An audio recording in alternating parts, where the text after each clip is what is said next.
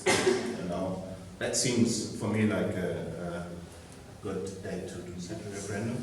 And another idea I have is have those young voters vote first, people until the age of 30. Because what happened in Britain was that 3/4 of the young voters voted to remain. And it was some 60% of the older voters that voted to leave. And I find there's a taste to that, you know? It's about the future, it's not about the past. If you're talking institutional reforms. Now, of course, you can't do that, and how could I also say something against all the people? You know? But such a two-stage referendum maybe would make older people a little bit hesitant and think not about maybe their frustrations they were having, but focus on the future design. Now, future design, the case for further integration is to have a true government, true European government, elected by the EU citizens and controlled by a true parliament, which both at the moment we don't have. Now, having said that, let me first of all tell you, it's not about Brussels dictating everything. It's not about having all issues run by Brussels or by the Commission. Because we have a principle of subsidiarity already now, since last week, and according to this principle, it's only what actually effectively can be done on the higher level, it should be done there. We have that in Germany also. It's basically the idea that we have pursued so far, you know, integration. We have always, with the additional treaty, defined some new common policies because we felt it's more effective to have them on the European level. And so even if we are forming a new institutional design, you know, with a true government, doesn't mean that everything every issue is being discussed and decided on the European level. So what are the major deficiencies of the current institutional design? Well, first of all, the Commission runs the EU, and it's an unelected Commission. And people feel that this Commission dictates their lives. The Commission is held responsible for felt excessive EU regulation. It meddles into would-be national affairs like now in Poland. And then, of course, the Commission executes policies. The second is that my feeling is many conflicts are perceived as conflicts between nations, especially with the euro crisis. And that is something I we really have to admit to a certain extent then it's not about integration anymore, but the way we deal with problems separate nations. That shouldn't be the case. It's also a misperception. We can talk about that maybe later. But still, it's a problem we have to deal with. If actually the way we deal with European problems brings European nations apart, then there's something wrong with it. And finally, a major deficiency has been called a second-order election, and that is the election to European Parliament. In many cases, people vote for certain parties because actually they're motivated by national issues and not by European topics. Now, what's this new institutional design? A true government elected by EU citizens involves a complete rearrangement of institution and how the institution functions. Actually, it involves new budget rules and it involves new common policies, although I'm actually a little bit reluctant still if that actually is the case. Well, let me start with the elections. In future, general EU elections should, or the citizens in general EU elections should choose who represents them in the European Parliament, which is the case today. but also who becomes president of the EU Commission and who will be the other 27 commissioners, each for every country. Now, if you have elections like that, then there's going to be a competition, a true competition of political ideas.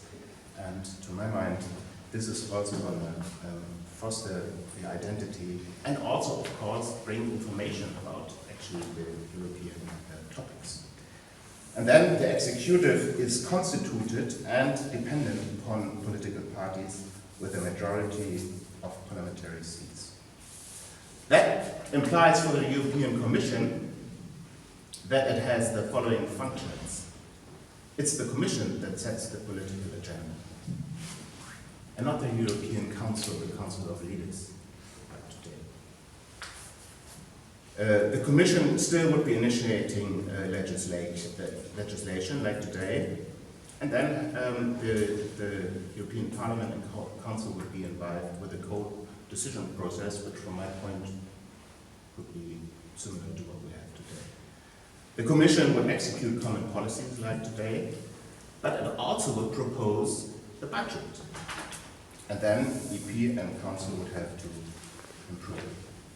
Now, the Commission should not be the institutions that monitors whether member countries abide by the rules, which is one very central function of the Commission today. I think that doesn't make sense. If you have the Commission as a political institution rather than an administration, technocratic institution, which it is today, then the monitoring function we have to somehow organize in a different way. Maybe European Court of Justice would be a possibility. There I wouldn't really want to suggest something here. Now, European Parliament and Council are going to be cooperating in a bicameral system then. And that, of course, means probably the biggest change of this whole institutional design, because European Council and respectively the Council of the EU, the Council of Leaders and Council of Ministers would become like an upper house of Parliament, representing regional interests of member states. We have that in Germany. But it's not about the German system, actually. It's because I think from where we are, actually, this way of further integration makes sense the most. And then we have the European Parliament, of course, as the lower house, representing directly voters' interests. But also the European Parliament as a true parliament when it comes to checking the executive, the government, and also when it comes to money. I'm going to say one, two things on the new budget rules. But like today, Council and European Parliament could co-decide in the legislative process, the ordinary legislative procedure we have.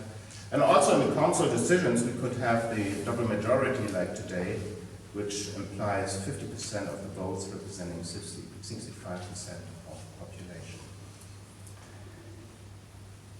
Now, since I already stretched my time budget quite a bit, I'm going to keep my thoughts about the new budget rules short. But I mean, as most of you are aware, the EU budget is another thing that's rather unique in the EU context.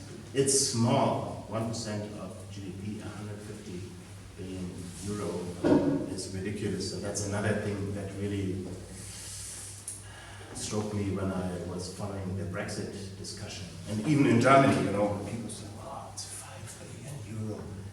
In comparison to what we spend on other issues, that's really nothing. Second thing is, we don't have any tax. The budget is financed by contributions of members. And finally, the budget has to be balanced. Now, with a true European Parliament and a true European government, that wouldn't work. So it should have to be possible to introduce a EU tax, first of all, to substitute the contribution system that we have so far, and finance those 150 million euro. And then second, also, to finance higher expenditure that's wanted. We have general elections, political parties, you know, that's what they're about. National elections, same thing. Some are in favor to raise taxes, others want to lower taxes. Some want to raise expenditure, others want to lower expenditure. And then also, the budget doesn't have to be balanced, but the Commission may issue bonds. Now, the EU institutions shouldn't have any power over taxes in member states, of course, and also the no bailout clause, from my point of view, still should persist, because actually that would be a check on spending that would work, and also on actually issuing bonds, but that's another issue. Yeah, maybe we'll take it from here. From my point of view, this would really help to make the EU institutions more visible, to help citizens identify with the EU much better. And yeah, so as a matter of fact, not all of this is actually what I think should be done, but I worked on this in the last days, and there's some convincing arguments in this, I find, and now I'm looking forward to discussing this with you, but also all the issues that you have. Well, thanks to both of you.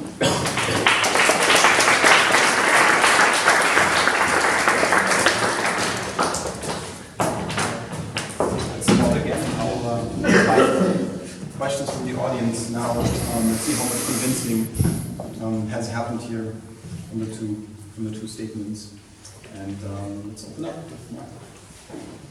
So I just wanted to ask first, when you mentioned first, thank you very much for the statements also. When you mentioned there's only one independent institution like the Commission right now, which is kind of making the real rules or kind of guiding. I was wondering why you're not mentioning the Supreme Court, which is much more influential to the guidelines to the European economic policy than the Commission, and also the European Central Bank, which you saw at the Troika position, which is very huge influence on the policies right now on the European level, which is, for example, by a French researcher, sociologist, by the way, mentioned also that this is a very dangerous game that we are run in Europe by three independent institutions, totally independent institutions, the European Central Bank, the Commission, and the Supreme Court.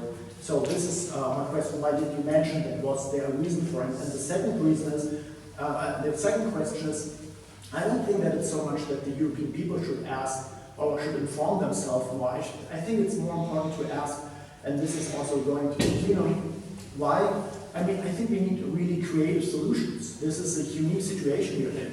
And when I look at the plenum, I see 3 men, and I see 2 economists. And if you look at the institution of the ECB, 80% of running this institution, this very powerful institutions, are economists with a PhD from America.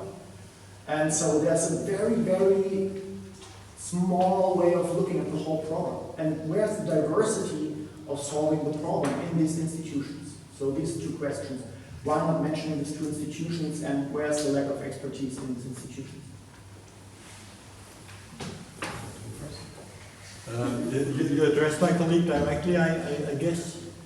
Maybe both also, because you didn't also mention these institutions. Okay. And I think they're very influential, and I was wondering... May I pick this point? Okay. Yeah, thank you for making this point. You are raising a thing that concerns me very much, and this we do have a design called European Union, and this is faulty, and this needs to be improved or changed completely, whatever. But under the pressure of the crisis, as a firefighting reaction, we now generate powerful actors that never were invited to play this role. And the central bank, I fully agree with your point, is taking on a role that it was never allowed to take. The question is what would have happened in Europe if Draghi wouldn't have said whatever it takes. This is another question, but I fully agree that under this storm of the crisis, Now the whole structure is bending and creaking and losing shape and taking on a different shape. I fully agree, and that's what we should accept as a firefighting action. But now the fire is under control. It's not out, but it's under control, and now we should take on this point. I fully agree. And we are missing the females in general and the non-economists. Yes, this is not my fault in this case. not in this case, okay. But I suggest one more aspect, and this might touch your economist thing. The economists, I'm really unhappy with my profession. And I'm part of this heterodox movement saying economics the last 50 years, well, Krugman said what we did in macro was in the best case useless. And I fully agree. What Piketty showed us and what Trump shows us and what Brexit shows us, the economists pretended to have this representative agent. There is the typical company, the typical consumer, the typical household, and they do some things, and then an equilibrium emerges, and everybody's happy. And this is bullshit. Sorry. And this is not enough to understand what goes on. And we must go back to seeing there are groups in society, there are classes in society, there are winners and losers. And if we talk about globalization and European integration, forgetting winners and losers and different groups being affected differently. Talk to the automotive workers in Wolfsburg. They tell you what they suffer from the work shifting to Poland and Hungary.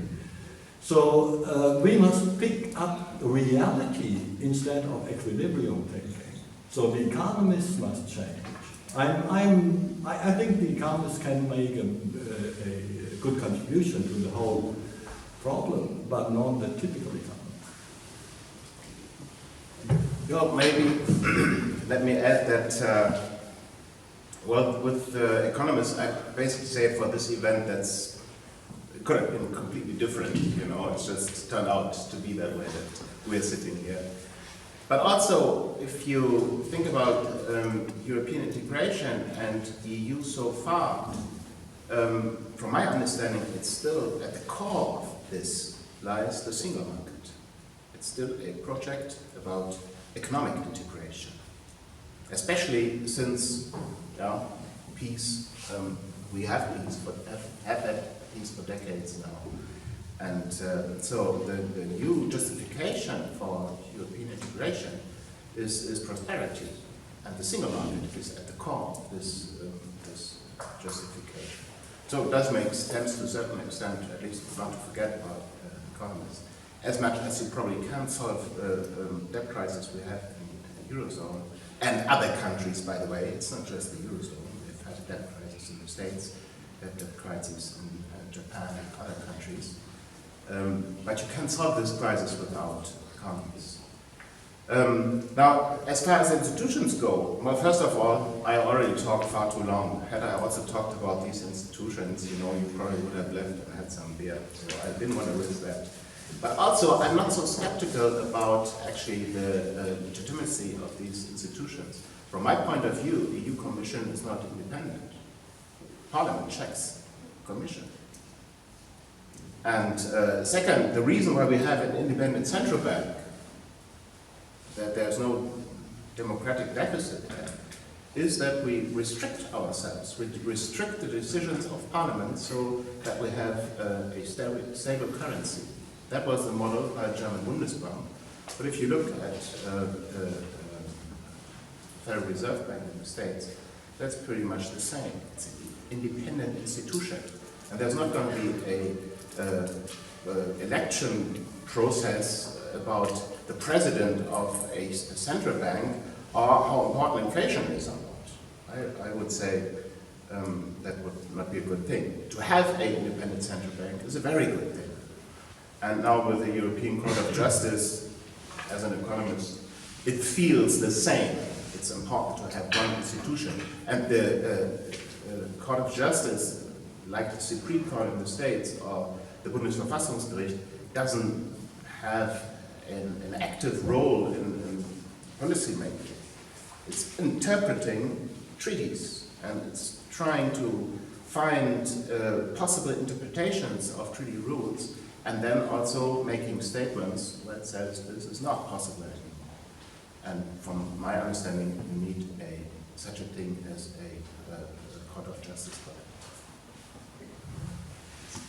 Thank you very much. I actually have like a lot of questions. I have 4 questions, and 3 to the second lecture and 1 to the first. So I start with the youth question. So the first one is, there was in 2004, I think, there was a project of European Constitution, and it failed, and I even think that there was a project of European government or something. So they decided not to make a European Constitution, but to make a Lisbon Agreement in 2007. So it's been only 9 years for now. 2007? 9. 9. Oh, 2009, I'm sorry. But it's been only 7 years now. So is European Union ready to make a decision in 2020 to make a government? That's my first question. My second question is about taxation. Should European citizens then pay double taxation to their own country and to the new EU government?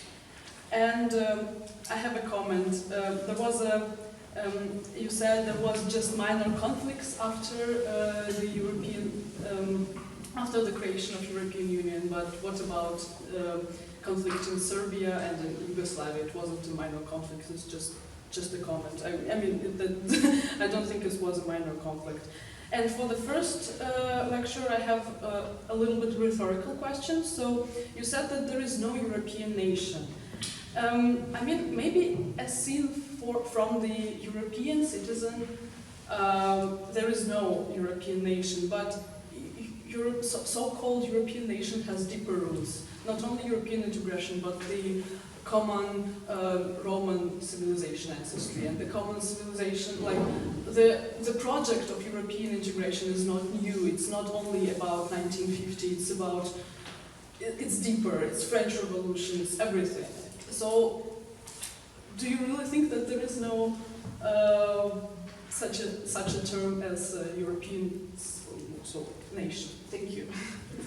Let's start with that. She said this is a rhetorical question, and so she doesn't want me to answer. No, I mean. So I gladly would like to refer to your points. But your whole presentation was rhetorical as well. So. I don't mind. No, of course. What is a nation? And you're suggesting there are deeper roots for Europeanness. And I'm missing one of your things mentioned. You mentioned the Roman and Greek culture and foundations. You mentioned Enlightenment. Yeah. You did not mention Christianity. Yeah. And if we look into the writings of enlightened Germans like Roman Herzog and others, they are proposing that this is the core of European identity, and all nations sharing this core are in, and all not sharing are out. And I was shocked. I highly respect those thinkers. They are outstanding people, but I was shocked. If you put Christianity as a requirement, I am out. My Muslim friends are out. And the whole East Germany is out because they are non-Christians. It's the most dramatic non-Christian area in the whole of Europe. So, enlightenment. Yeah, if you look into nations that did not undergo this refreshment of the way of looking at the world, then you exclude Turkey for sure. You exclude part of Turkey. Yeah, but you exclude maybe some Eastern nations.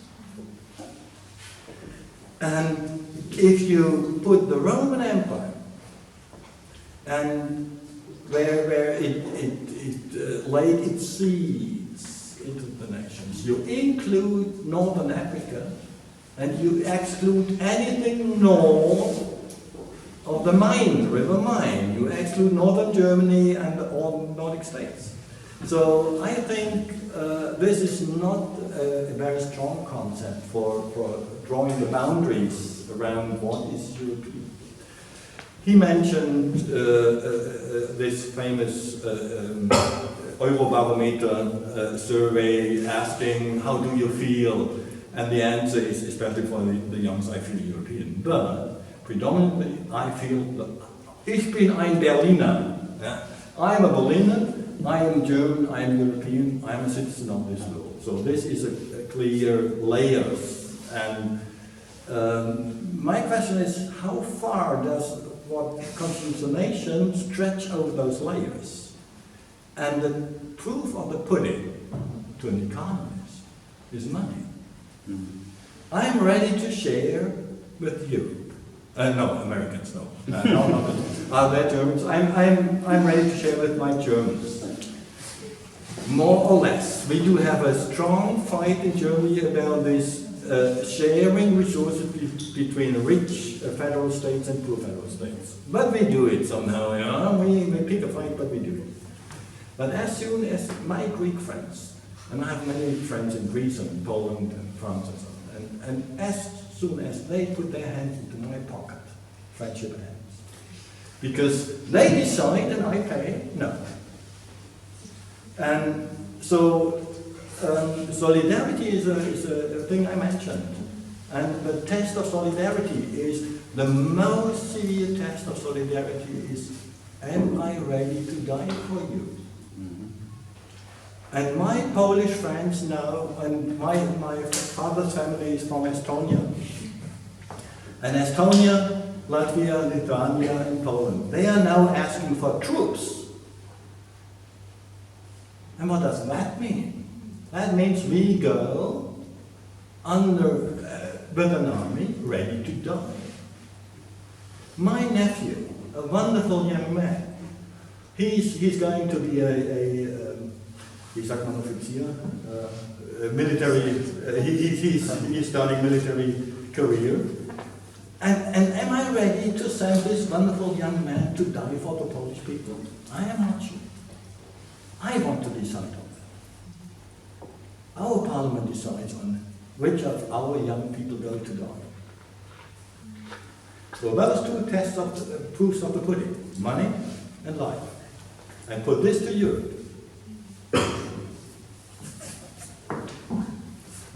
First two questions you had were directed to Okay, first of all, let me say that I didn't mean to hurt anybody's feeling. Of course, wars are always bad. We've had some wars in Europe, although to my understanding it's just different. It's a matter of size, and also one must say this was more the aftermath of the socialist separation of the socialist bloc. These countries weren't really part of Europe, the European Union. And so that, I think, is a little different matter, so if I say. But still, of course, I'm aware that there's been wars and each one is bad. Well, considering the new tax, yes, some part goes to EU budget, another goes to other nations. We have that. There's special local taxes, I think, everywhere. Why not have that in the European Union?